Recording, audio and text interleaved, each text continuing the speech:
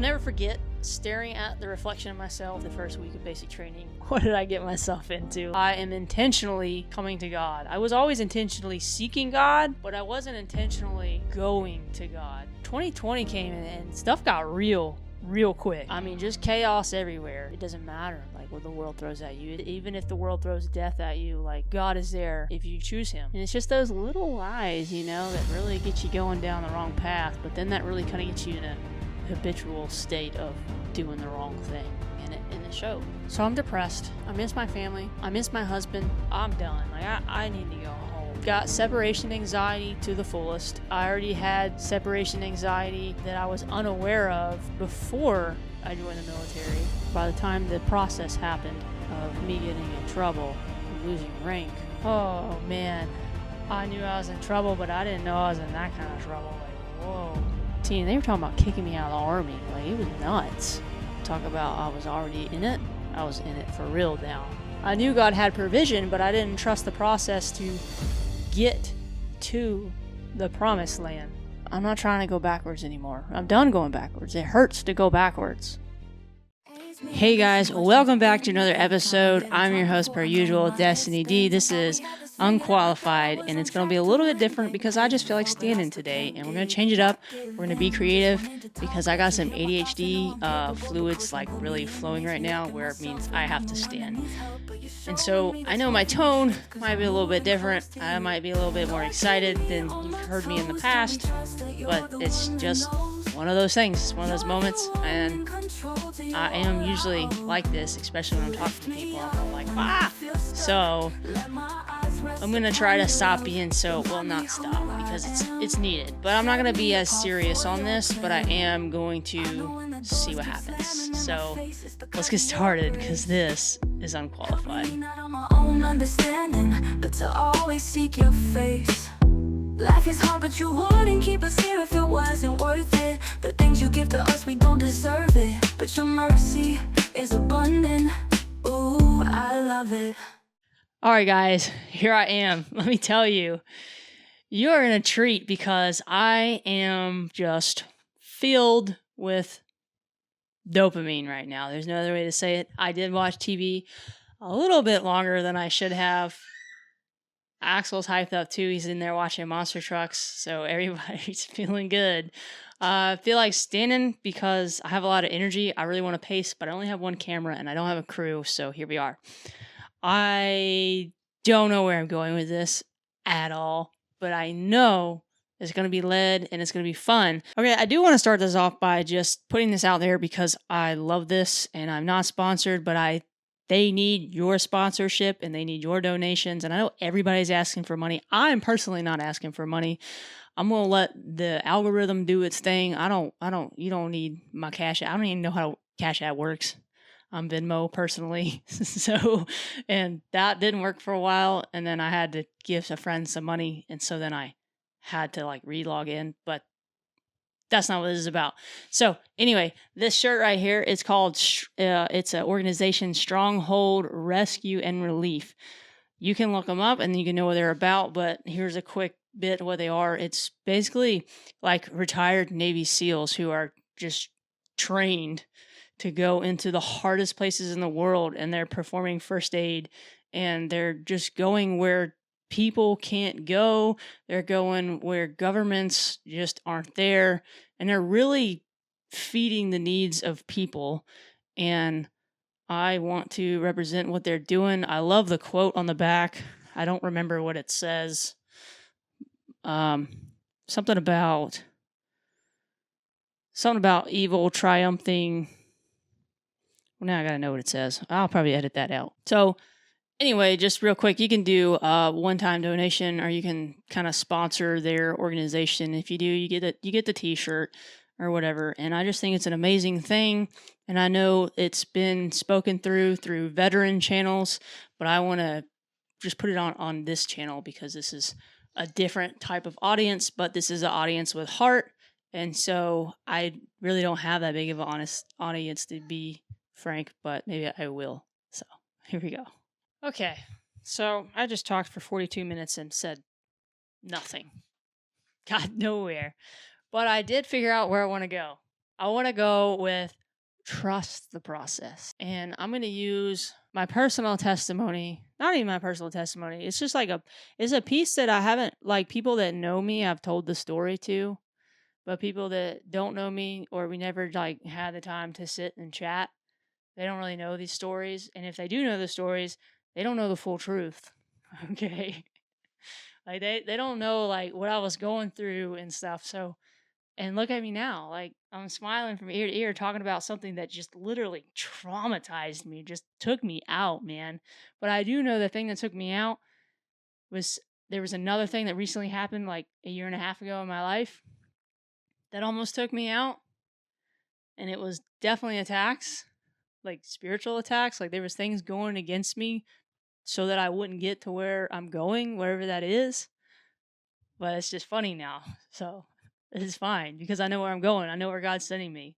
Like I know it's not even, it has nothing to do with like speaking or teaching or nothing. Like the things that God wants me to do is cool and I'm excited for it. And I know the things that I've went through is getting me prepared for whenever that thing happens.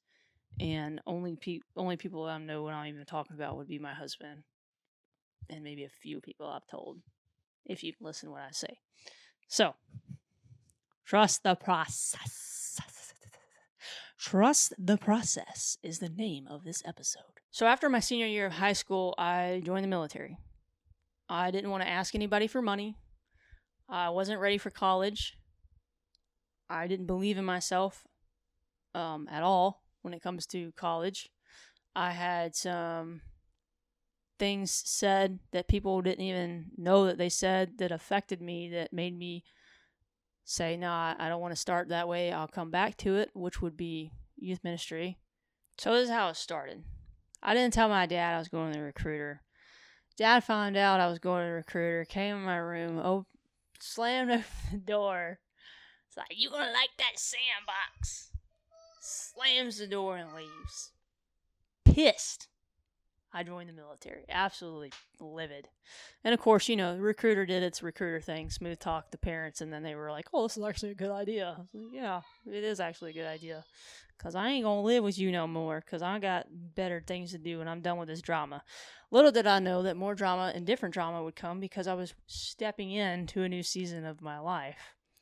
And after this season of my life, I would realize that the season before helped me get through that season. And now that I'm in the season that I'm in now, I realize that season, the past season is helping me get through this current season.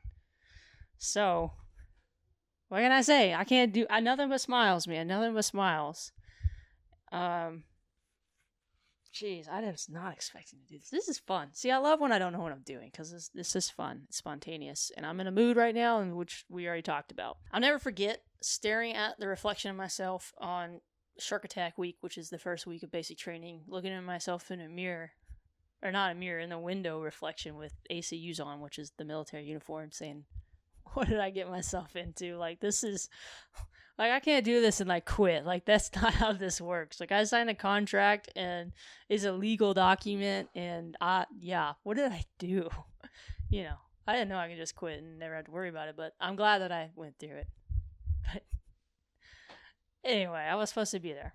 So, started out great, man. Shout out to Drill Sergeant. I don't even know her name anymore. I follow her on Facebook. Corinne? Whatever. She helped me get through the shooting. And man, let me tell you what, I was terrified that I was going to get recycled. If I got recycled, I don't think I would have made it. Because my drill sergeants, man, they weren't about blah, blah, blah, blah, blah, blah, blah, front leaning rest, which is getting in push-up position. They were there to teach you. They wanted you to be successful. They didn't want you to die, kind of thing. They wanted to get you through and get you on your way. That they were there for their job, and I really appreciate that. And low key, because this is fun, because now I can say whatever I want. It's been years since I've been out of the military, so I don't care. I was on CQ, which is when you make sure the building don't catch on fire. I don't know, keep you up at night, make you crazy. So anyway, I went downstairs and there was a drill sergeant that was asleep on the couch. And this said drill sergeant was supposed to be asleep, but I said, I get you. I see you, boo. You tired. You do you. You sleep. And then I said, creak, creak, creak, creak. And then I went away. Oh, ooh, was this the same night? It might have been. So this is a fun story. I know they're like basic training stories. Huh.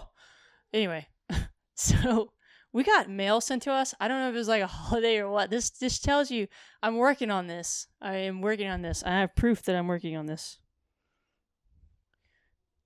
This can is got water in it because I have a sugar problem.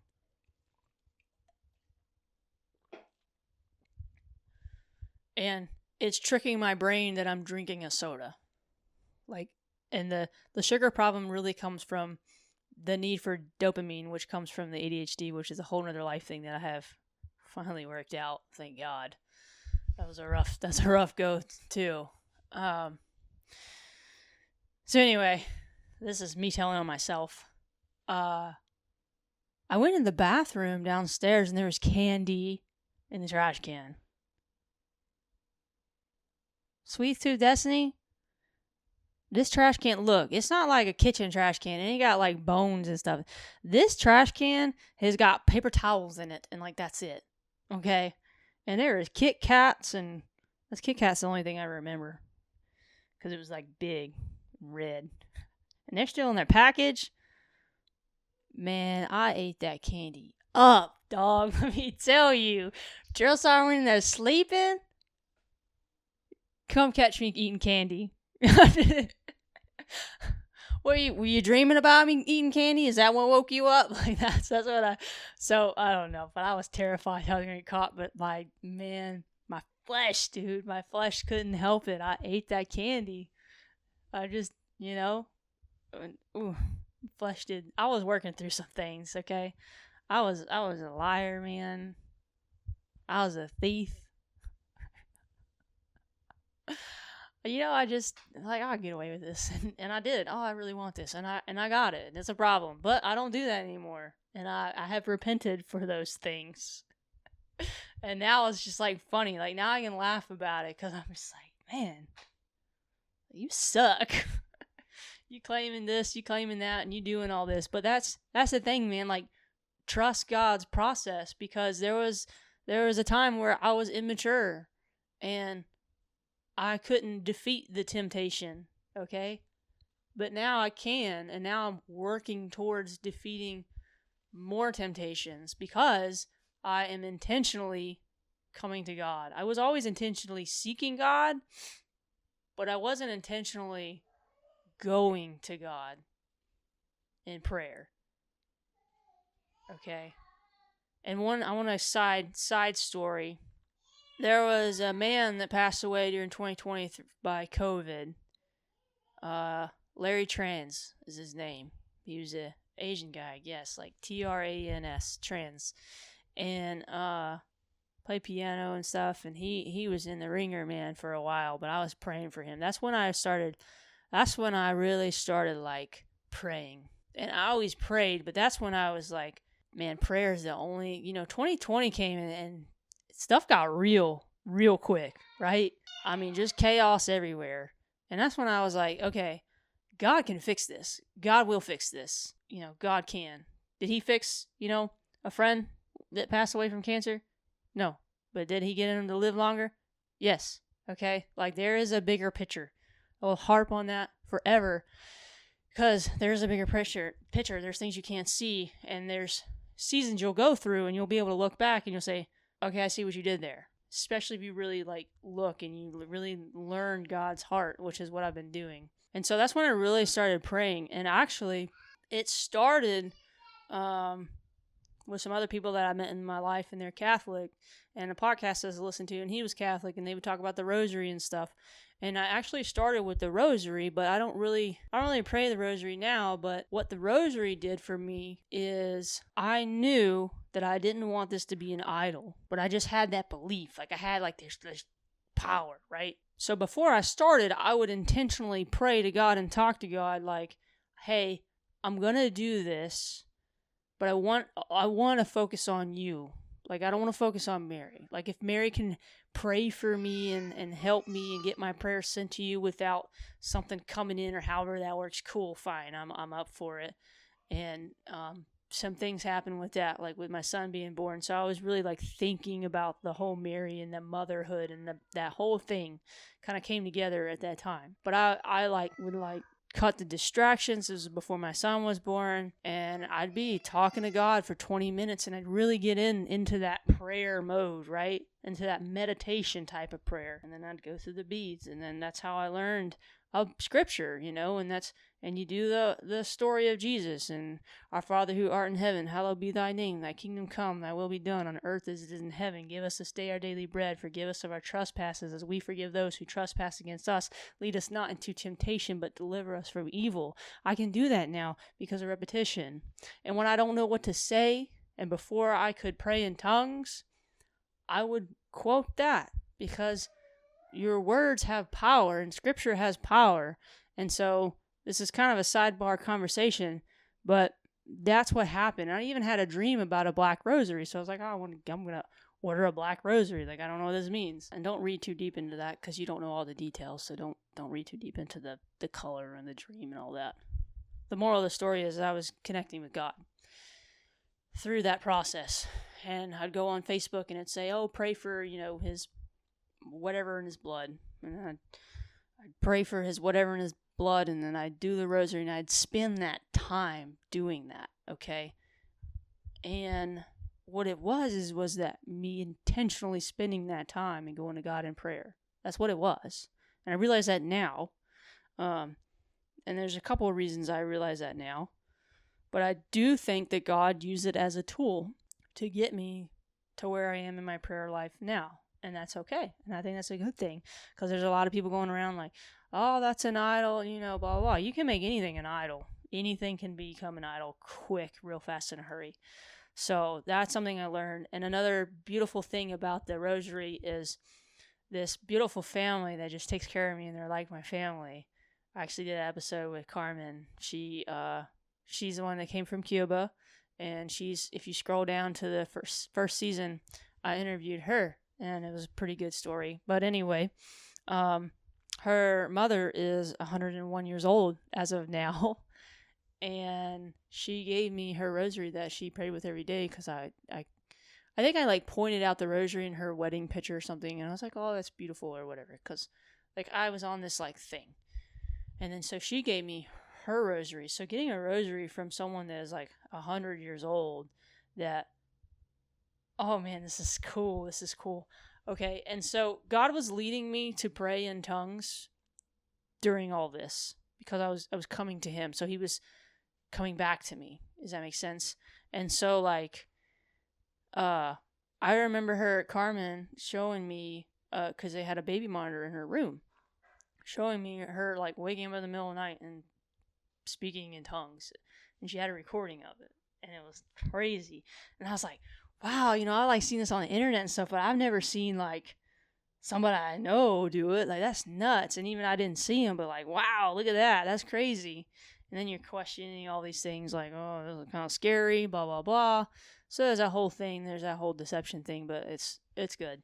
It's good. I'm telling you it's good, because I know I can tell you that with confirmation now. So anyway, that was the first time. And then I went to a small little church with my friend when she first started going to church. And there was a guy behind us, and he was praying in tongues, but he was doing it really quiet, and it's not that he wanted everyone to hear him, but he was praying. And I heard that, and I was like, oh, that's twice. That's cool. Okay, this is real. This is a real thing. And so I had this rosary from her, and it's just beautiful. And she said it had been blessed by the preacher and all the Catholic things, But then I, watch other people, and they're saying it becomes an idol. And so I really didn't want that to become an idol. And there was times that I think I kind of toed up against the line of it being an idol, because I would put it in my pillow and go to sleep or something. And I would have nightmares. So that I was like, I'm not going to touch this anymore. But it was only when I was toeing up against that line when it was being an idol. And I haven't prayed the rosary in a while, because now I'm just connecting to God. But I do think he used that as a tool. And it started with someone that passed away that has left behind a wife and 2 kids. That's where it started. Like, real, like, commitment, you know? It started with something bad. It started with me saying, you have the power. Let's see what you can, let's do, not even see what you can do, like, just help, okay? And so, yeah, that happened. I kind of want to connect that to trust the process, because that is something that is really hard to happen. But if you have faith in Jesus and you have faith in this heaven that he's created and this love and everything, that it doesn't matter like what the world throws at you. It's even if the world throws death at you, like, God is there if you choose him, right? So, like, that's me taking that step to really choose God. Like, I was built. He was building me up for whatever he needs me to do, which is really cool in and of itself. So, trusting the process. So, I'm trying to cut this candy and whatnot, and I was just a terrible person at the time. Just doing things that I knew better and I shouldn't have done, and just really falling for the traps, right? And that wasn't even that bad. That was kind of me in a desperate moment and just candy being there. So I didn't tell on anybody, right? But what I'm trying to get at is, like, I was on a really good track, and I was one of the people in basic training that got promoted. So I get pinned E2, second rank, out of basic training before my time, and that was a big deal to me. And I worked hard for that because I believed I could do that. Like, I had belief. I was like, because you do it. We had OSET. So what OSET means is basic training and your school training, your MOS training, AIT. They were together. So we had drill sergeants the whole time. So after we finished our basic training, we actually went home for Christmas leave 2 weeks and then came back. There was people that got promoted, and I was like, oh, this is a thing. I want to try to achieve that. Like, I know that I'm capable of that. I know I'm capable of being a leader. Like, I know I want that. Like, that is a goal I kind of set for myself. And so I put myself in positions to do that. So, and I'm glad they recognize it, because, man, I worked my butt off. Like, we did this one training where you were all over the place, and you had to keep, like, these 5 people were here, and these 5 people were here, and these 5 people, and you had to keep accountability of, like, 30 people.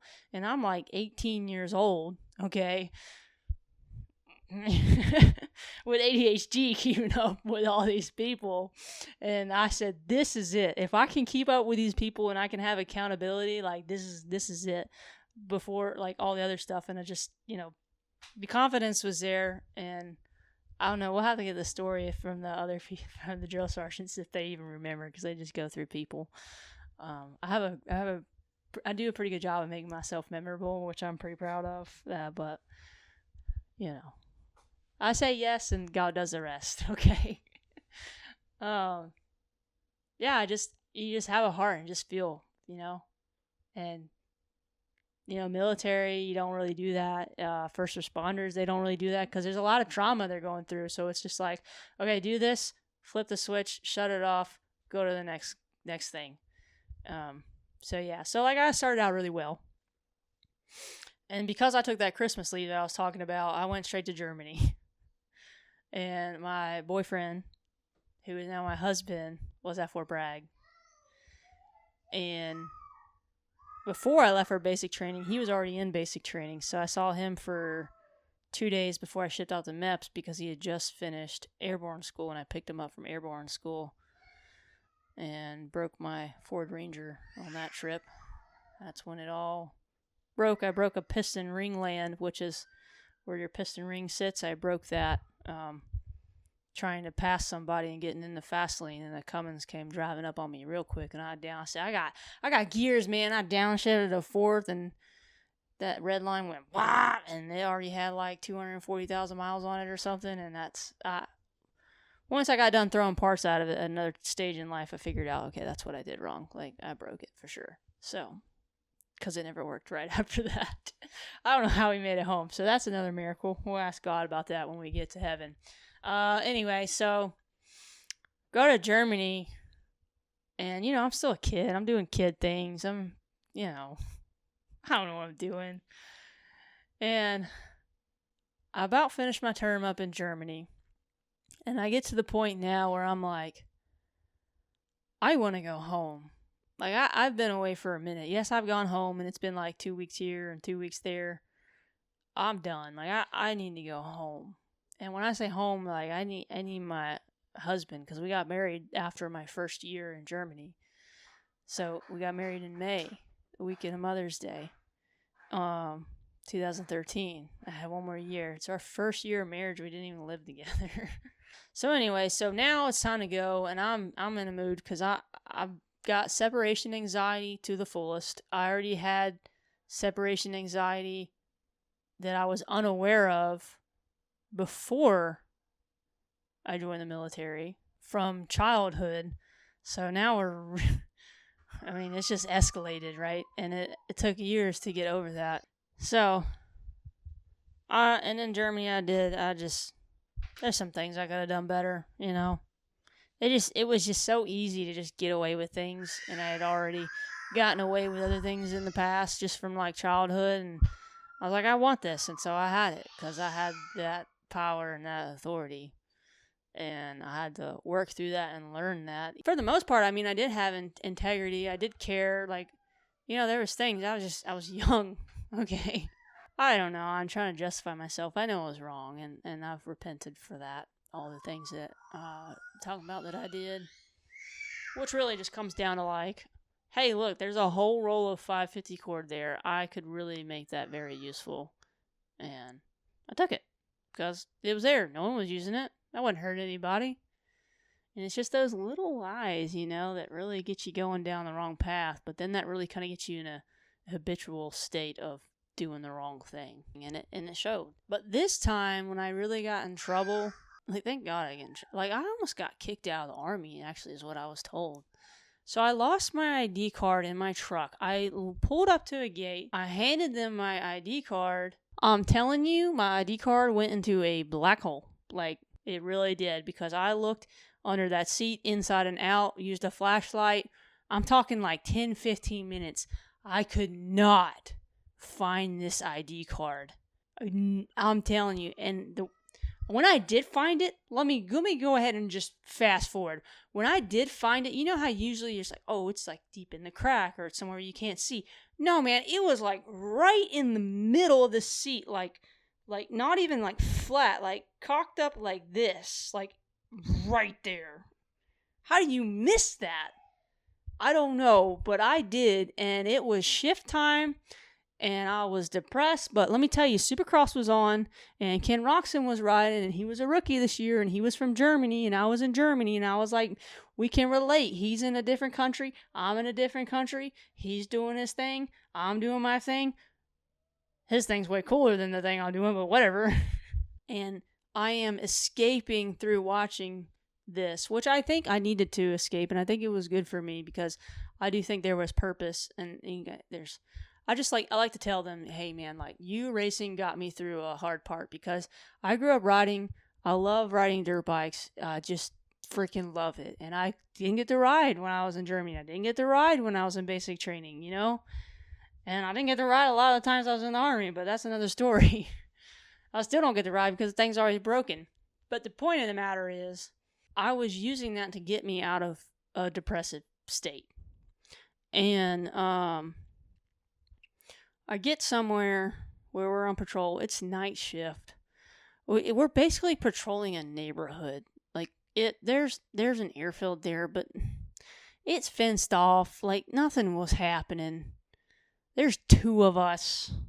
I don't know what it's like now. I don't even know if that place even exists now. But the thing is like, when people went there, they went to the office and they just sat, and then they'd go drive around for a little bit, and they'd sit and they'd play on their phone or whatever. Like, you weren't out there looking for crime. You had your radio on, and you made your presence known, and you did whatever. And the Supercross was on that night, and I said, man, before I went to shift, I said, man, I don't have my ID card. I'm not going to be able to watch the Supercross. And I need to watch the Supercross right now because I need this in my life because I'm not happy. I have to have this. So I'm depressed. I miss my family. I miss my husband. I got a plane ticket. Like, I'm starting the out process, or I'm like 2 weeks away from it. I don't really remember. By the time the process happened of me getting in trouble and losing rank, I already had my plane ticket to go home, and I saw a light at the end of the tunnel. And then this happened, and that light got really small. Talk about I was already in it. I was in it for real now. Duck Dynasty got me through, made me laugh. Some friends got me through. But what happened was, apparently, this is how computer works. An ether cord, which is a cord that you plug up for internet, is part of a system, and the computer itself is not really a part of the system. And so I said, well, I don't have my ID card. I really need to watch Supercross.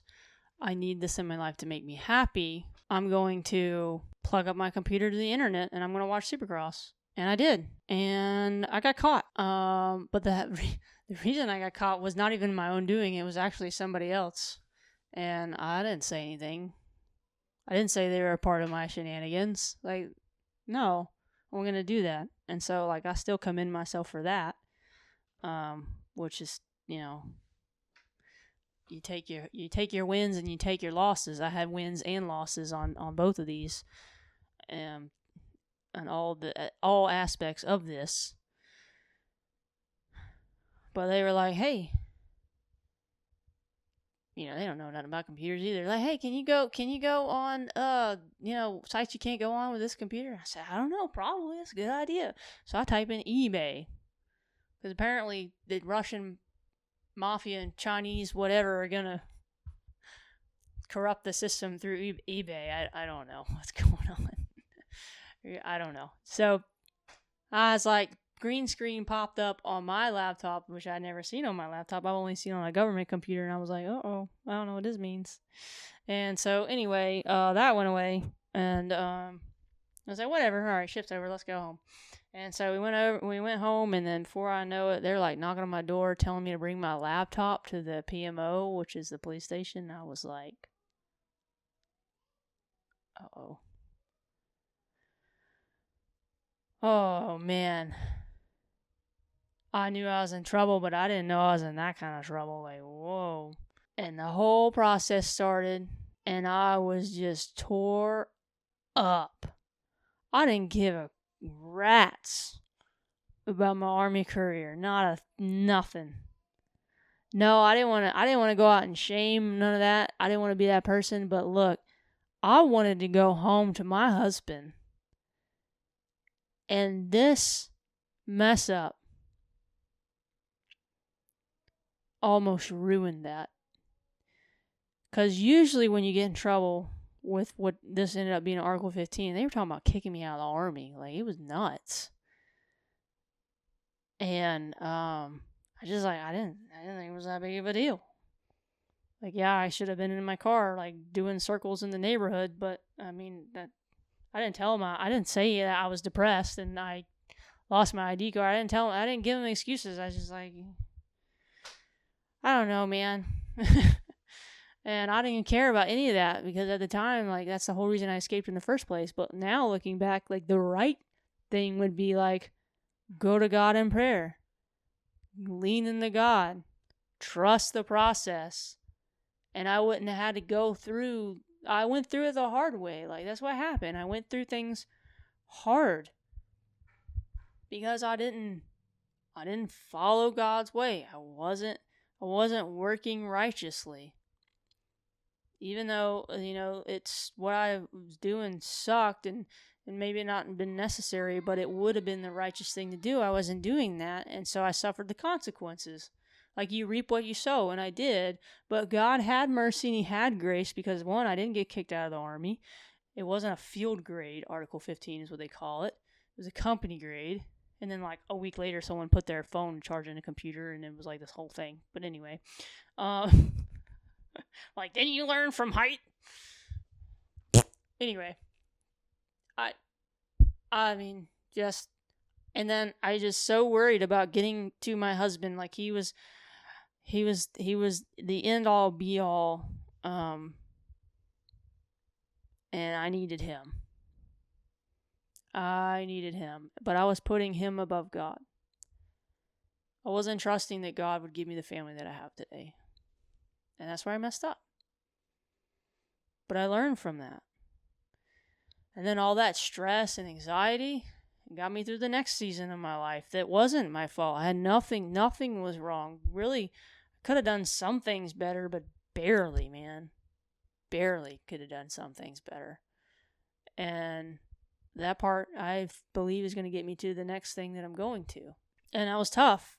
And one of the reasons it was so tough is like, I remember coming back to Germany. I had missed my flight because I'm stupid and I didn't know to go on the international side instead of the domestic side of the airport. And I don't know airport. I rode a plane like to basic training into Germany a couple times. Like, that's it. I had no idea what I was doing. This is my first flight home. Not home, but back to Germany. I didn't know what I was doing. And I didn't have anyone taking me that knew what they were doing. I think Jeremiah took me. And talk about, I don't know when I'm going to see you again feeling. I know people can relate to this in different situations, whether that be deployments, whether that even be like going to jail or whatever. You know, it's you someone you love, you got to go to separate ways and you don't know what it's going to look like at the end. It hurts. Even if someone has gone, like literally gone home to heaven, it hurts. And you don't know, but you have to trust the process and you have to trust God. I can tell you that from my story because I know the ending to my story that which pertains to this. I don't know the full ending, but I know this ending. And I'll say that, like when I left my husband on that flight back to Germany, once I got that second ticket, I felt like somebody died.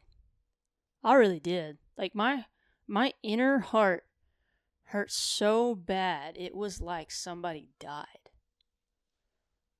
And people that have lost people and they know that feeling I'm talking about. Like, I felt that for someone that was alive. It was just the separation anxiety that is just eating at me. And what I've learned is the root of anxiety is trying to be in control of everything.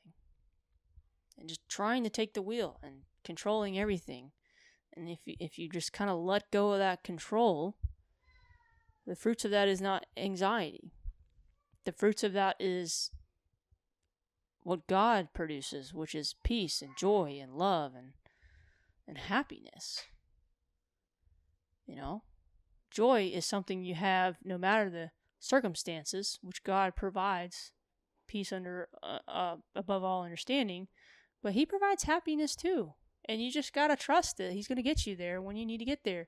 Like the timing is everything. And he sees the whole picture board, man.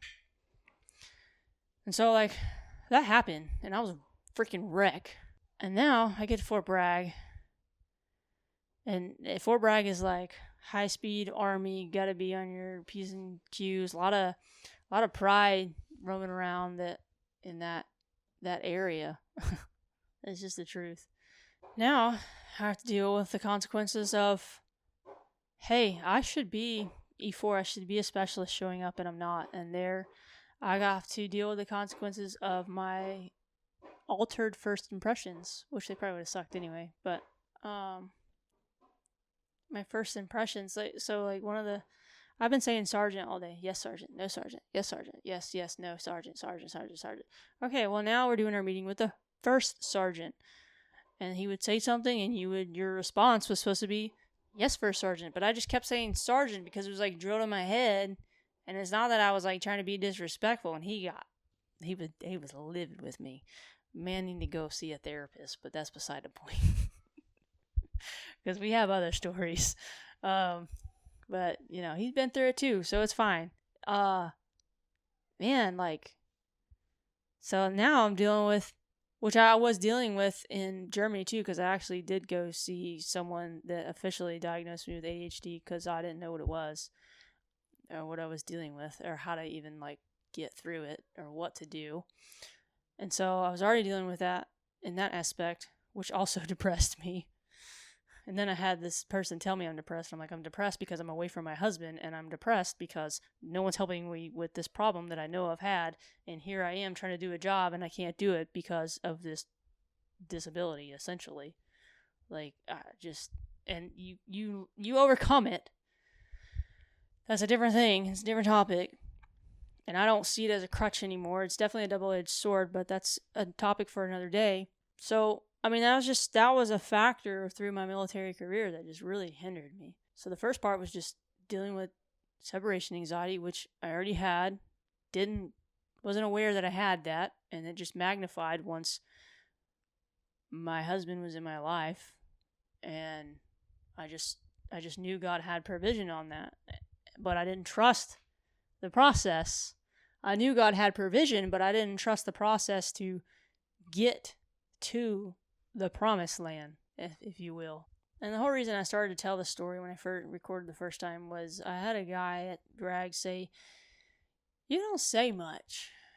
You don't talk a lot." I said, "I got nothing to talk about," which I didn't. I had nothing to talk about. Like, I don't,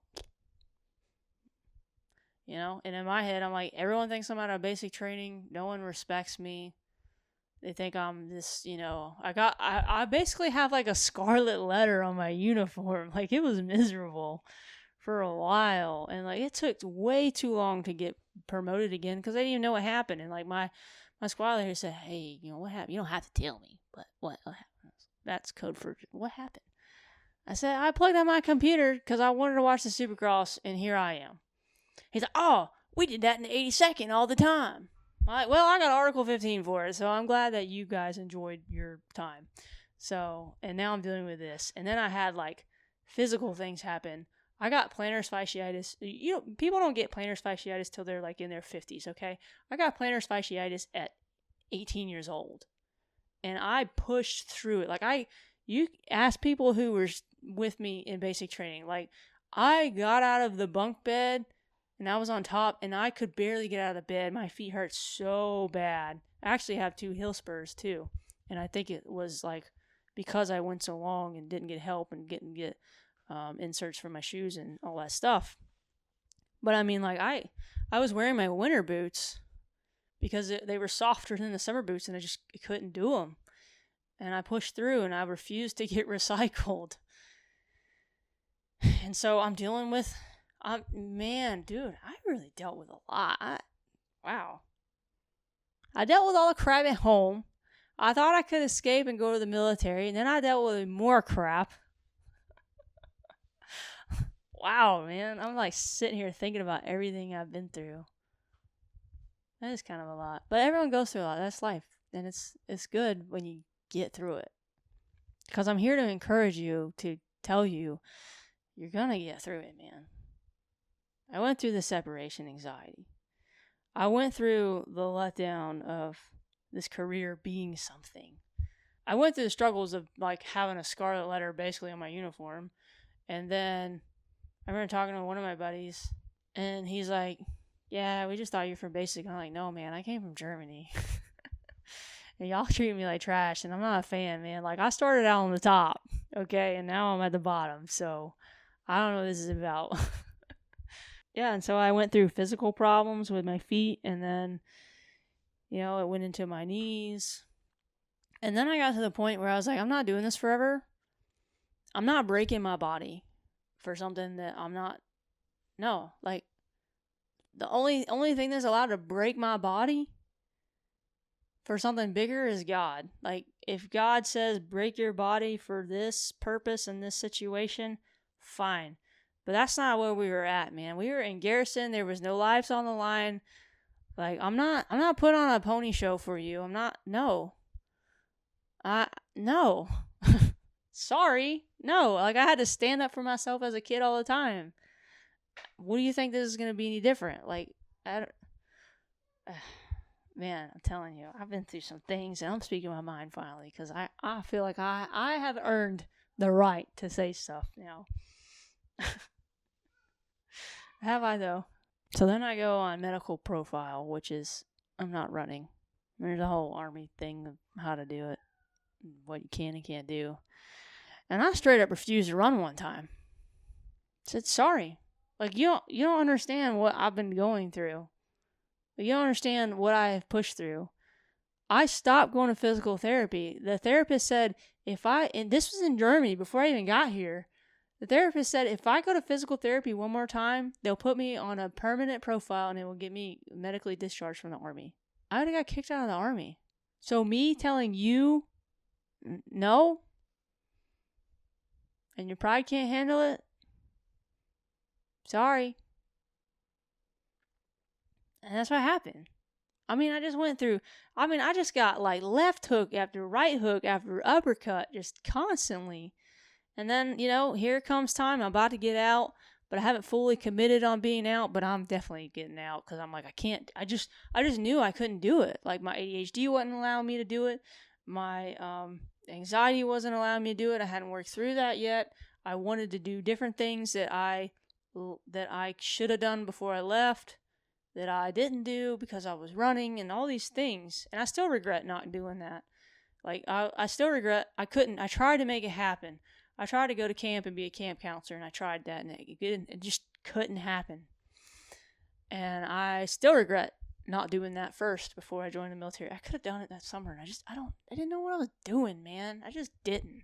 So then time comes up, promotion, starting to get looked at for a sergeant, finally, after earning specialist twice. Now I'm getting looked at finally to be an NCO, which is a leader, which is something I've always strived to be. Like, I always tried to be, someone that someone can look up to, because I just felt like I just didn't have that in my life. And I was like, I don't want someone to not have somebody, even though I had God to look up to, but I just wasn't mature enough to get to that point in my life. I just didn't understand that concept yet, as I do now. But we had a death in the family. And so I missed school, which I don't know if I'd have done good in school or not at that point in my life. I really don't know. I think I would have showed up and showed out if I needed to, but man, mentally I was just so messed up. So messed up. I missed out on a lot of things because I was mentally I couldn't do it. And I didn't get help for it. And the time I did try to get help, they didn't tell me what I wanted to hear. And there's been other times that I try to get help and they don't tell me what I want to hear, and then God tells me what I want to hear. That's what's helped me get through anything and everything. Because God tells me what I want to hear. Because God tells me the truth. God tells me you are somebody. God tells me you are worth it. God tells me your weakness is my strength. When you are weak, I am strong. God tells me trust the process. God tells me trust me. God tells me look at everything I've already gotten you through. You're going to be okay. It's been a while since I went back to that place. I mean, guys, I'm talking about I went to training. Jeremiah will vouch for this. It was 3 weeks in Louisiana. And I was going out. I was getting out of the military. And we had to do a whole medical thing to you do your little packet and then you go to this training. I was getting out soon, man. I don't remember how I had 6 months, 3 months left on my contract. I don't know. And it was fine. And it was a miserable training, by the way. It was fun, but it was miserable, but it was a fun miserable. I came home and told Jeremiah that I had to go to JRTC for 3 weeks, and I cried. That's why I didn't go to airborne school. I couldn't stand the thought of leaving again. Man, that hurt so bad. It's still kind of hard, but it's not near as what it was. Not like that, no. I mean, that I had to rewire my nervous system, with God. They tried to give me prescriptions. I didn't take them. So I tried, and that's because one of them was supposed to be able to help with ADHD, so I'm done with this. I don't want it. So anyway, that hurt. Then a deployment came up, and I could have gone to Dubai, which would have been a freaking wild experience. I was on the list to go. Me and my friend were going to go together. And I went up to my platoon sergeant and I said, I can't go. He said, you're on the list. I said, can you send someone else? I can't go. What a shame, man. I didn't even know, like, they could have been like, go anyway. I don't know if he saw it in my eyes or what. Or if it was just, man. I wanted to go. I wanted to be a leader. I wanted to be an NCO. I wanted all these things. I'm saying this now, like, this is coming to me as I say these things. Like, maybe there's some people watching and there's something that you really want. And there's something that you're capable of doing. But it's just not happening. There's a reason for it. There's timing for it. There's a process you have to go through to get to where you need to be. And it's hard in those moments. It's hard in that time. It is. I'm not going to sit here and lie to you and say God made everything better, because God just made everything hard. But what it did is it flipped me around and put me in the right direction towards God's heart. It put me in the direction to be able to handle what God has for me. I couldn't handle it then. Now I can. I couldn't then. And I always commend people for what they do, because they do something that I can't do. But you know what? I do things that they can't do. And that's okay. Because God made me, and God made you to be you. And He made me to be me. I literally watched the video today, and I said, this speaks so hard to me. It's on my stories right now. This guy's saying, your purpose isn't in your career, your job.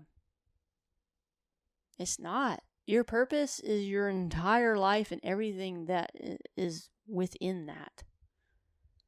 Your job can be a part of it. Your career can be a part of it. Yes, but it is not the reason you're here. It can help you get to the reason you're here. It can help you get to be mature. It can help you get to understand that you're a child of God and the authority that God has for you, and the access you are allowed to have through God and what He has done for us. But that's something I had to learn once I got out, because I was trying all these things and I don't know what to do. And then I finally gave it to God.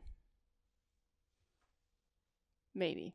I still don't know if I have, because there's still something that I don't know if I'm supposed to do or not. And if I am, it's not in this season. We'll figure that out when it gets here. But I'm trusting the process now, because I had to learn that the hard way. I always felt like I wasn't heard. And I see the reason for that. Like, I'm talking like, even maybe in the last year, not recently, but in the last year, I even told my husband about this one time we were arguing about something. I said, I have nightmares that people just won't listen to me. Like, I have things to say. People won't listen to me. I have nightmares about it. But what I'll say is I don't have those nightmares now. And the second thing I'll say is, all those times that I should have been listened to, and maybe they didn't hear me, but they didn't say anything. All those times that maybe I wasn't listened to, or the person heard me, but they just didn't say anything. Whatever. But all those times kept me humble. And that's important. So I needed to go through that fire to be able to stand here and be heard. I don't want to be another voice. I want God to use me. And I really truly believe He is, because of where I've come from and what I'm doing and what I'm trying, and because He's leading me to do this. But He kept me humble, and I'm so thankful He did, because I don't want to fall in that pitfall, man. There's some people on the internet that might be falling for that. I don't know. I don't know their stories. I don't know their life. I don't know how they got to where they're at. I just know I don't want to do that. I don't want to do that. I'm not trying to go backwards anymore. I'm done going backwards. It hurts to go backwards. Let that sit with you. It hurts to go backwards. what do you need to learn from whatever season you're in? Maybe you don't know yet, but what you can learn right now is to trust the process. Because by you trusting the process is you trusting God. And when you trust God, you say, God loves me, and you know it. You don't doubt that. And that's powerful. That gives you the boldness to step out into being obedient, which is only going to bless you in the very end. That's the stuff you're going to want to see in this life review that people talk about we have. That's what you're going to want to see. But you can only do that if you step out and trust God. When I was postpartum, after having my son, I had dealt with high blood pressure problems and was really scared. I mean, my blood pressure was like, and I'm pretty small. And according to some people that have high blood pressure, it's not that bad, but I think it's pretty bad. I was like 156 over 110 one time. And I was probably like that multiple times. I just didn't know it. And I was freaking out. Like I thought I was going to leave my son on earth without a mom.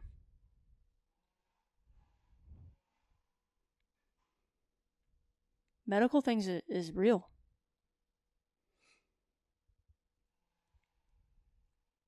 Not knowing the plan is hard. Not having control of the outcome is hard. Learning to trust God is hard.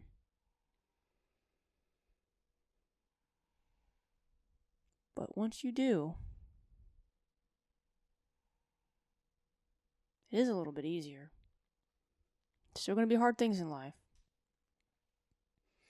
But you're going to have drive. You're going to have boldness. You're going to have purpose. You're going to have something to step into that you otherwise might not have. Every time I went to God in those moments of, I don't want to die, I want to be a mom, I would hear not audibly, but in my soul, I would hear God say, trust me. Just so freaking gently, man, just trust me. And I can think about that moment. And I can think about being in that valley. I can think about God whispering to me through the wind is what it felt like. Trust me. And I got to the end of me. I said, well, I'll trust you. Mostly because I have to. There's some people that are in a position right now that have to. Like lives are on the line. You're on rock bottom. The rope you're holding on to, you got rope burn on your hands, and the strands, on a rope, they're ding, ding, ding, ding. There's one strand left, and you're just hanging on.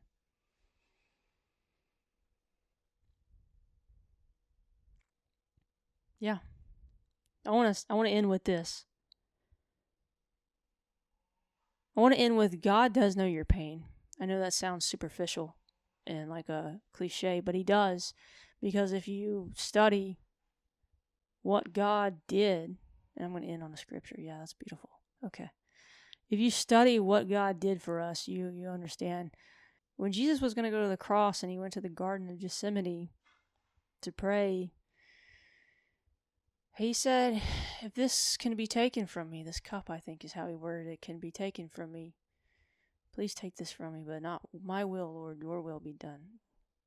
Not my will, but your will be done. In this moment, Jesus was filled with so much anxiety that he sweated blood. And if you look that up, it is possible to sweat blood from anxiety and just being under stress.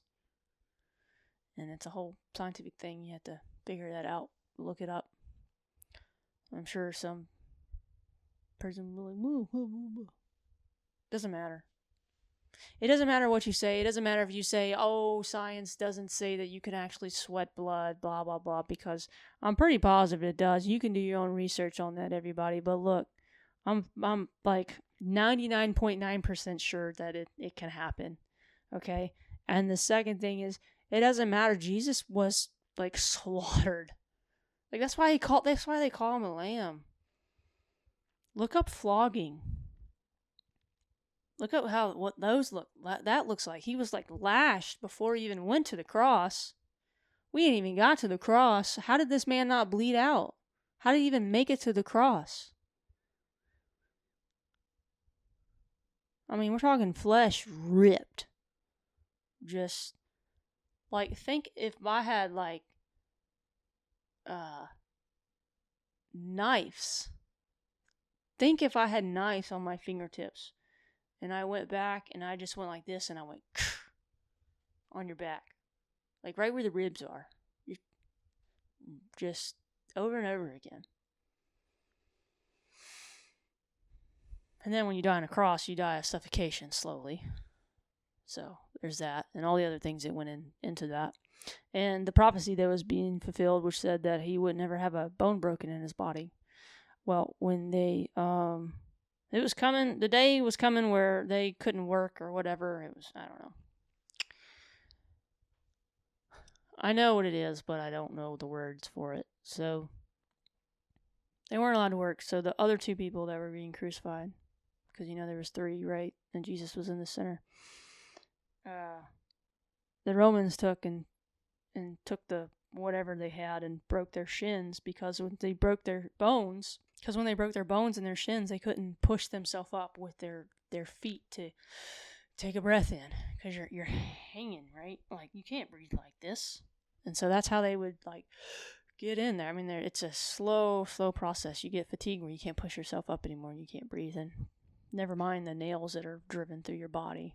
But with Jesus, they took a spear and they put the spear through his side to make sure that he was dead. He was already dead. But it's another little thing I learned where it talks about how water and blood came out. And the way the language works is blood was more significant. So that's why they say blood and water came out instead of water and blood came out. Because in medical terms, water would seep out first and then blood. Because of how the body works.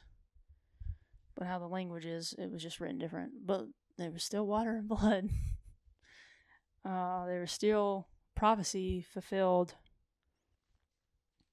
Isaiah 53, and that's not even what I was going to end on. 5, but he was pierced for our rebellion, crushed for our sins. He was beaten so we could be whole. He was whipped so we could be healed. All of us like sheep have strayed away. We have left God's path to follow our own. Yet the Lord laid on him the sins of us all. And I would encourage you to go read the whole chapter of Isaiah 53 or go read the whole